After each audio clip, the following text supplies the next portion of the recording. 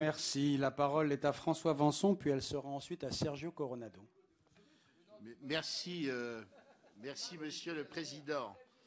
Alors il est vrai que nous apprécions en règle générale les interventions courtes, mais je trouve tout de même que les arguments apposés par notre rapporteur sont un petit peu légers et je dirais passent à côté évidemment des problèmes de fond.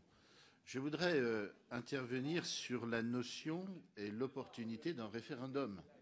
Alors moi, je fais partie d'une famille politique qui n'a jamais eu peur du peuple et qui n'a jamais hésité à le consulter.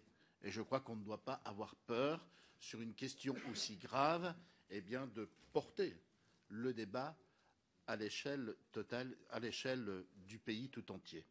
Et concernant des questions de droit, eh bien, le juge constitutionnel ne peut se saisir de la question préalablement. Il ne peut donc pas se prononcer sur la décision d'avoir un recours à un référendum.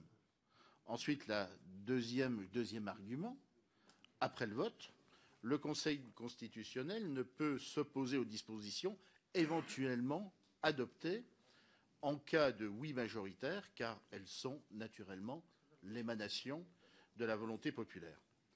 Dernier point de mon intervention, je voudrais intervenir sur le fond et rebondir aussi sur les propos de Marie-Jo Zimmermann. Bien sûr, je souscris à tous les arguments qui ont été défendus. Le principal problème de ce texte qui se pose, c'est naturellement l'adoption.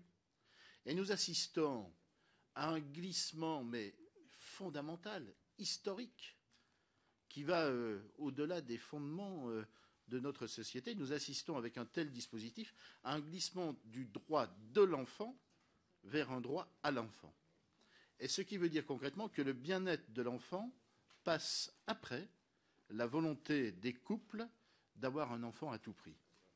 L'objectif du législateur, en tous les cas c'est ma conception, c'est de placer l'enfant dans la situation la plus favorable à son épanouissement auprès d'un père et d'une mère. Et la question qui se posera demain, que dira-t-on à l'enfant qui sera en âge de comprendre qu'un enfant est conçu par un homme et une femme, et qu'il demandera qui est son père ou sa mère, et qu'on lui répondra que juridiquement, il ou elle n'existe pas.